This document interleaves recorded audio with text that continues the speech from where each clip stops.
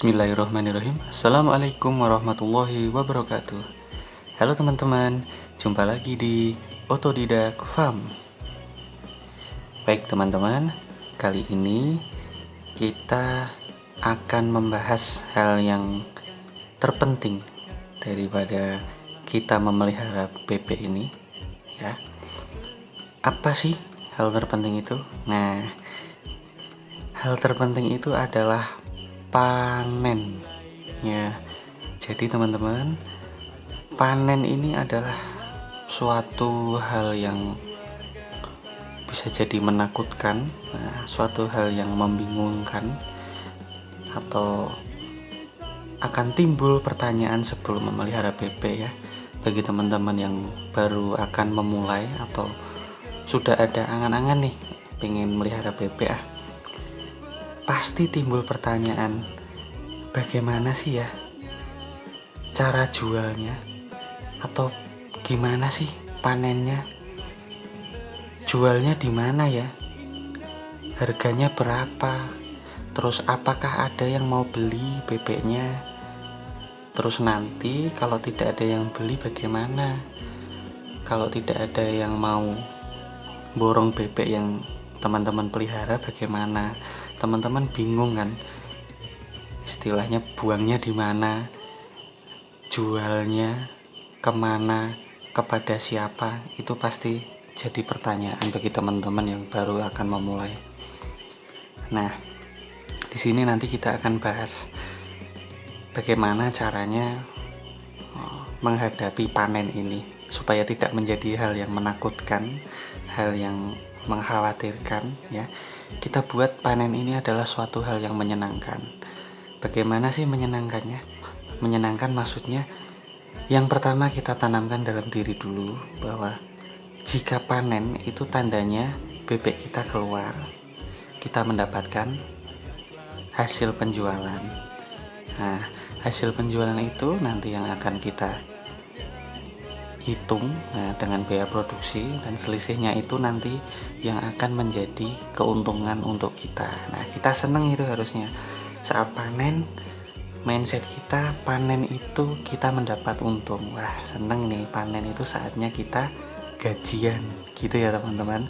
Setelah sebulan kita pelihara bebek, kita merawatnya dengan baik, kemudian tiba saatnya panen, kita akan mendapat uang dari hasil kita memelihara bebek. Itu ya teman-teman. Oke. Nah, untuk menjawab pertanyaan yang sudah saya utarakan tadi, mungkin juga yang ada di benak teman-teman sekalian, ya. Bagaimana sih jualnya? Di mana jualnya? Nah, kita tidak usah bingung, ya. Saat teman-teman memelihara bebek itu, para bakul atau para pengepul, atau mungkin yang sudah paham teman-teman biasa menyebutnya itu broker atau belante atau bakul yang biasa cari bebek di kandang-kandang. Nah, itu mereka juga sudah mengembangkan radarnya teman-teman untuk mencari di mana saja sih para peternak bebek ini ada. Nah, itu ya, semoga di daerah teman-teman juga ada yang seperti itu. Kalaupun tidak ada, masih banyak cara yang lain. Jangan takut, jangan ragu, apalagi putus asa, ya. Tetap semangat. Nah, yang pertama kita harus cari, atau yang kita harus perhatikan untuk kelangsungan panennya nanti ke depannya, kita harus cari bakul teman-teman. Cari bakul atau pembeli yang amanah, ya. Amanah maksudnya bagaimana? Nah, pembeli yang amanah itu jika mereka mengambil bebek kita, mereka akan membayarnya secara tunai atau secara transfer langsung di tempat, ya. Jadi jangan sampai teman-teman, bebek teman-teman sudah dibawa oleh pembeli, terus kemudian dijanjikan nanti akan saya bayar 1 bulan, atau nanti bulan depan setelah ini cair itu cair. Kalau bisa jangan teman-teman. bebek teman-teman harus dibayar sebelum bebek itu pergi dari kandang atau pergi dari rumah teman-teman, gitu ya teman-teman. Jangan sampai itu menjadi sebuah hutang ya, karena nominalnya banyak ya, tidak sedikit. Jangan mau kalau teman-teman bebeknya saya ambil dulu nanti uangnya belakangan, jangan mau. Saran saya, bayar di depan, silahkan bebeknya ambil. Kalau tidak dibayar, bebeknya tidak usah diambil, gitu ya teman-teman. Ini untuk kebaikan kita, untuk kebaikan kita bersama, dan juga untuk bakul juga ya. Jadi secara agama pun sudah sah hukumnya jual belinya. Jadi bakul tersebut nantinya yang akan mengambil bebek teman-teman. Nah, kalau sudah dapat bakul, kemudian amanah, nah selanjutnya teman-teman bisa langganan dengan bakul tersebut. Nah, tapi bagaimana kalau belum dapat bakul?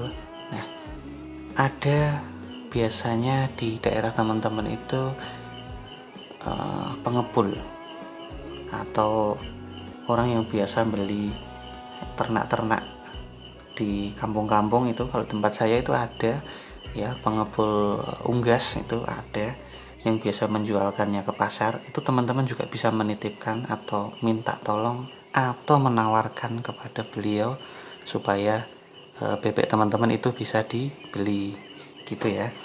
Nah, kalau misal pengepul tidak ada bagaimana? Nah, tidak usah bingung, kita langsung saja ke pasar. Apa yang dilakukan di pasar? Kita langsung jual bebek kita kepada pedagang di pasar. Jadi tidak lewat tangan kedua, tangan ketiga, atau bahkan tangan keberapa, kita langsung jual ke pasar. Insya Allah harganya akan lebih tinggi daripada teman-teman jual di bakul atau di pengepul ya. Jadi kalau teman-teman bisa menjualnya langsung di pasar kepada konsumen bahkan, atau dalam bentuk karkas atau daging yang sudah bebek yang sudah dibersihkan, tinggal dagingnya, nah itu akan lebih baik ya, keuntungan kita akan lebih banyak. Syukur-syukur teman-teman bisa jual ekoran. Mungkin kalau ekoran akan lebih mahal di pasaran ya daripada di bakul atau pengepul. Itu biasanya kita jualnya kiloan, gitu ya teman-teman. Nah,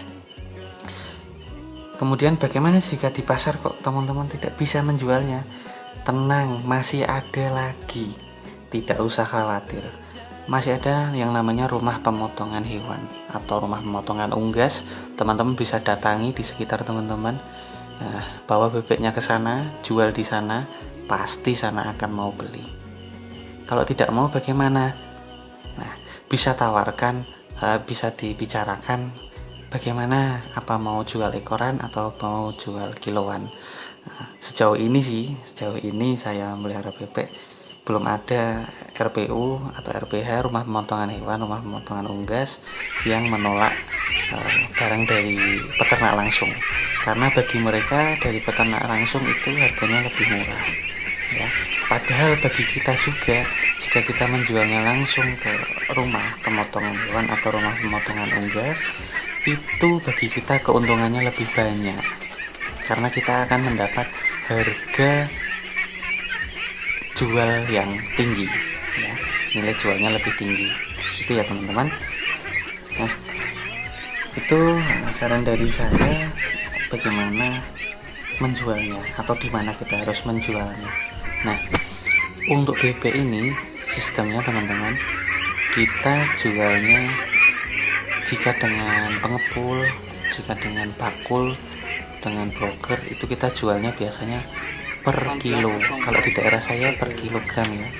Nah, entahlah kalau di daerah teman-teman mungkin ada yang ekoran. Nah, monggo bisa dihitung sendiri kira-kira mana yang lebih menguntungkan. Pokoknya jangan sampai kita sebagai peternak itu dirugikan, gitu ya teman-teman. Nah, terus selanjutnya berapa sih bobot panen itu? Nah, mungkin di dalam benak teman-teman itu masih bingung, kira-kira kok sebulan bobotnya berapa ya yang harus dipanen itu. Saya akan jelaskan di sini. Biasanya bakul itu minta spek yang tinggi atau bobot yang berat, antara 1,4 ke atas, bahkan yang 2 kilo pun biasanya mereka lebih suka. Nah, kita pun juga lebih untung sebenarnya, tapi belakangan ini di awal tahun ini, akhir tahun kemarin sampai awal tahun ini, itu trennya sedang agak sedikit berbeda teman-teman. Jadi banyak bakul yang lebih minat dengan bebek yang istilahnya kalau bahasa Jawa tuh kemanggang, yang masih kecil lah ibaratnya, belum terlalu besar banget, belum terlalu bandot, belum terlalu babon. Jadi bobotnya kisaran 1,1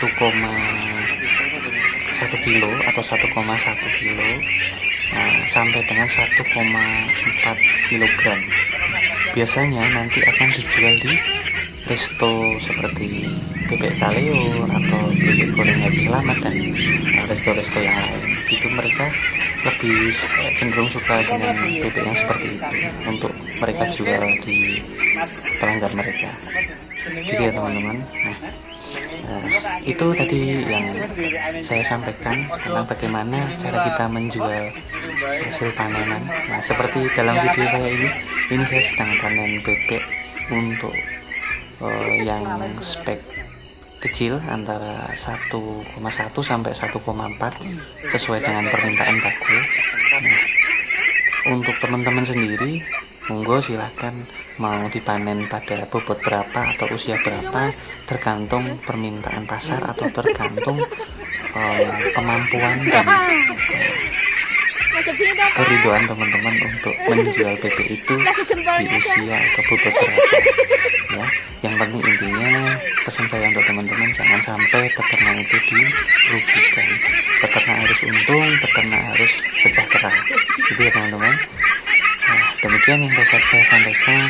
Jika ada salah, saya mohon maaf, kurang lebihnya itu yang dapat saya sampaikan. Semoga bisa bermanfaat untuk teman-teman dan untuk kita semua ya. Sekian dari saya. Wassalamualaikum warahmatullahi wabarakatuh. Salam Otodidak Farm, ternak rumahan BPU Ginu.